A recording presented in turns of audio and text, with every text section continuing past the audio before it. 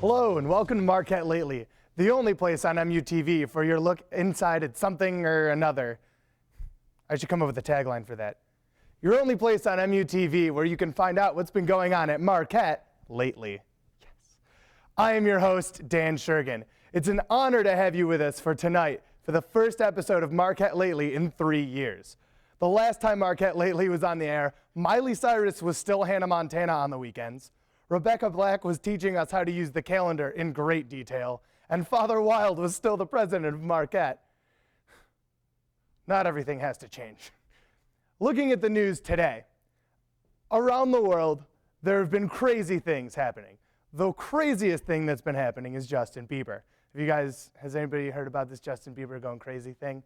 He started vandalizing a wall in Brazil. Oh, look at that. It's a love letter to his sugar daddy, Usher. Great. Woof.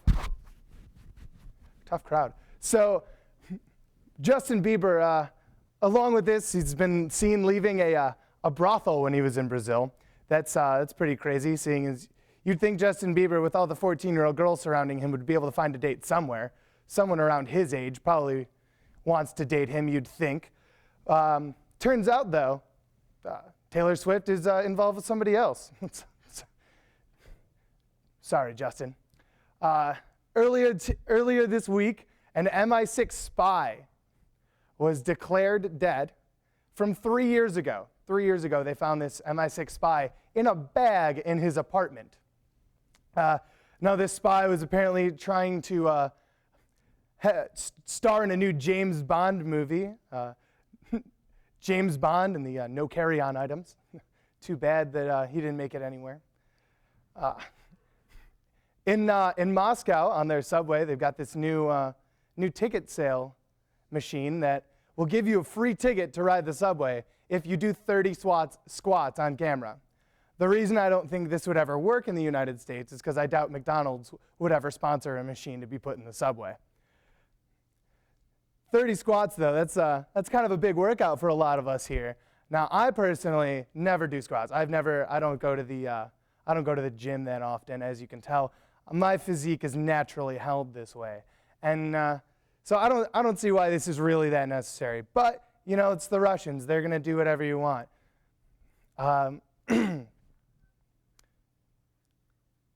93-year-old man did not call the police the other day after his dog, after running out into the woods, brought back a human leg. He told the police that, he's 93. He wasn't going to go away for something that he didn't do. Eventually, the man decided to call the police because his daughter came, and she told her, and she said, well, Dad, of course you got to find the cops. And he says, well, if they come here and it's really nothing, they're going to cost me an arm and a leg, and I don't have an arm laying around here. Well, a recent poll has come out this week that shows that Congress's approval rating is less than 9%, in the single digits for the first time in a very long time. 9% is a particularly shocking figure because it's the exact same percentage of approval rating that Yeezus received. There are a long list of things in this world that have a 9% approval, an approval rating higher than Congress. Nickelback, for one of them. I think there are more than 9% of people in the United States enjoy Nickelback. This just in, 9% of people in the United States like Nickelback, so we should get rid of them. Coming up tonight on Marquette Lately, we've got a little bit of interviews, we've got a little bit of social talking. We will have Connor Welch from the Fugees on tonight, and we'll be talking to him about the show that they have Friday. So tonight, you're going to find out what's going on at Marquette Lately.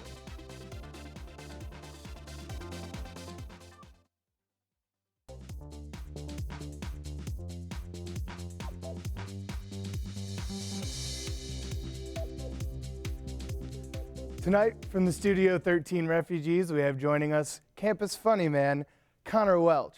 I'll be sitting down talking to Connor about life, laughter, love, and what it means to be a campus celebrity. Give it up for Connor. Thank you. Someday we'll have a budget for an in-studio audience. Oh, Connor, it's fine. It's fine. Thanks for being here. Thank you. Thanks for having me. So the Fugees, that's the improv comedy group on campus, right? Yes, So it is. What kind of shenanigans do you get in with the Fugees? Oh, all kinds of shenanigans. All kinds. I mean, we got big ones. We have blue ones, purple as well, kind of like your shirt. Oh, thank you. Yeah. Thanks for noticing. This Friday we have a show coming up. Oh, okay. Yep. It's what is it? What kind of things can we expect to see at this show on Friday? Anything and everything. It's completely improvised. Oh. We get suggestions from the audience from whatever we are feeling, and then we just go off of that. So in the audience at these shows, do you ever occasionally get these guys who just sit in the back and keep shouting suggestions that are themed to perhaps a movie or something like that? A movie and or Miley Cyrus's Wrecking Ball video, yes. Ah, right. Yeah. Yep, that will, I guarantee if you come, you will hear that at least twice. At least twice. Well, you heard it here. It's a promise. Miley Cyrus on a Wrecking Ball at the Fuji show. Oh, yeah. That'll bring in people. I hope so. I hope so. So, what's the best suggestion you've ever gotten at an improv show? The best suggestion we've ever gotten at an improv show. Well, I was told to play Beyonce once. Oh. I think that was probably my best. How did that go? It went pretty well. I did a couple dance moves. Oh. I said some lyrics from some of her songs. Oh. And overall, it was pretty decent. Are you a big Beyonce fan? Are you familiar with her work? Oh, huge Beyonce fan. Oh, well, I mean, that's good. You could just look at me and go, he likes Beyonce. Obviously. Obviously. You are obviously a fan of the Love on Top. Oh, yeah. It's clear. Yes. So, you've played Beyonce. What was the worst suggestion you've ever gotten from anyone at an improv show? Oh, geez. The worst suggestion I have gotten. It was during a game called Switch Interview where we sit down in chairs and we kind of just get a one-word suggestion, do like a little game show or a talk show off of it. Who And knows anything about doing a talk show, right? No, not me. Who? And for some reason, it was Captain Crunch. Now, that's a decent suggestion. Right. But the way I played it, it was horrible. Oh. It was bad. What happened? I tried to be the Captain Crunch, and it did not fly well. It just ended up being just a weird pirate. Like an offensive pirate? Essentially. Essentially an offensive pirate. After these shows, these are pretty big draws on campus, right? These Yeah, shows? we get anywhere between 100 to 300 people. Wow. How often would you say you have to formally apologize to a group of people on campus after a show? Oh, myself, never. I will never apologize. If it happens, it's the heat of the moment. All right. It's happening. That's the magic of improv, I guess. You can't right? stop it. Right. Yeah. So the Fugees have it's a pretty good cast of characters you got on there. Great. Yep. I'm pretty close friends with some of the Fugees myself, Yeah. actually. Joe Donahue, one of the presidents, used to be my roommate. Co-president right now. Yeah, co-president, right? Yeah. There's a big group of presidents going on there. Yeah, so far there's 3. Wow. Yeah, right now, because there were 3 people. Was there a civil war? No, I wouldn't necessarily call it a civil war. Who's Jefferson Davis? Who's Jefferson Davis? I'm going with Cassidy on that one. Yeah, She's going to yell at me for it. Cassidy does I seem could like a take it. Jefferson Davis. I could take it. She does, Very, very Jefferson Davis-y. So the Fugees, you guys do shows once a month, right? We do, about once a month. Sometimes we'll get a couple more. Like, I remember October, we had a couple shows. Right. I mean, we had the 12-hour show along with a regular show, and then in September as well, we had a couple shows going on. So we take shows if Marquette is like, hey, we want you to open up for Eric O'Shea or something, which we did at the beginning of the year during that Mania week. We'll do that as well. But normally we do one Marquette Hall show, which is what's going to be happening this Friday And at 8 p.m. what's the name of this show this Friday? It's called Because of Golden Scrunchy. Okay, that seems like a strange name for a show. Oh, most definitely is. Where do you guys seem to have pretty strange names for all your shows? Like last year, I was invited to see a show, Tim Allen. Oh, that was great. For which there was, in fact, no Tim Allen there. Nope. I was very upset about this. It fooled several people. I was expecting to show up and be taught the art of woodworking by my favorite sitcom father, but instead was sorely disappointed. Yeah. So where do you guys come up with names like this, misleading names, like Tim Allen? What happens is we have practices for our group where we go and we just practice different games. We get suggestions from ourselves. Can you practice improv? I didn't think that was. We're not practicing what's going on in the show. We are practicing the art of improv. Right. So we go if we just came up with a new game recently, and we've been trying that out every once in a while. So we'll practice things, and it normally happens like you say something in a show that kind of sticks out, or I mean, in practice that kind of sticks out, Right. and then we will use one of those for a show. This week it was one of the games we had eulogy, and the suggestion was scrunchy, and it was because of Golden Scrunchy. So that's how we got the name for it. Right. Yeah. I see. Yeah. So you guys are coming up with new games? We are. We're That's- trying to, all the presidents want to leave more games than they started out Right. Oh, that's to make, their impact. And yeah, we've, I think 2 or 3 new ones, which is impressive because improv, you can't. Yeah. What's tough the to make process of coming up with a new improv game like that? How do you do that? I'm not actually sure. You just kind of think of something, go, oh, this would be, a cool idea for improv if you get, certain people to do this and this on different sides of the room or something. Oh, right. And then, you just kind of form that into a game and see how it works. And how did you find your way into the Fugees? Because it's a pretty exclusive group, I've heard. It is. That happened freshman year. Okay. I went to O-Fest and I saw that there was an improv group, and I had done stand-up comedy in high school. So I thought, okay, it's comedy. I'd like to continue doing that somewhat. So I showed up they gave me a little slip that had all the workshops and the audition, and I showed up to all of them. And after auditions, I found out I was in the group. That's awesome. Yeah, it was very excited. Very exciting. So with these, with the Fugees here, you're going to be doing this show this month. Do you guys have any big events planned for this semester, maybe next semester? Anything you're at liberty to discuss? Well, in December, the Friday before finals, we are having our final show of this year. Okay. And it's gonna be big. It's gonna be awesome. We're breaking out some of the games that we only play on that day, and it's gonna be great, fun time. Well, that's great to hear. Yeah. Check out the Fugees this Friday in Marquette Hall at 8 p.m. They will start promptly a few minutes after 8 p.m. Next on Marquette Lately, I will be sitting down with Jessica Clark talking about some of the big stories in the news today. Stay tuned.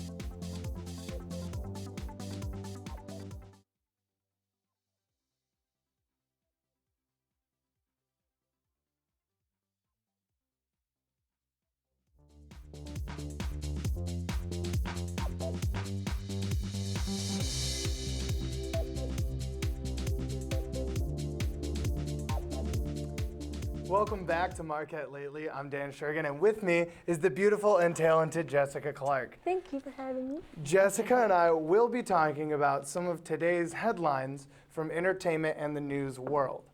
Now, the first headline that we will be talking about today, Spike Lee is facing litigation because he tweeted an address and stated that it was the address of George Zimmerman, who was recently acquitted for the murder of Trayvon Martin.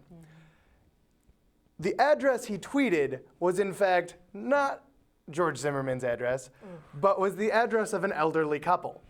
That's rough. That's rough.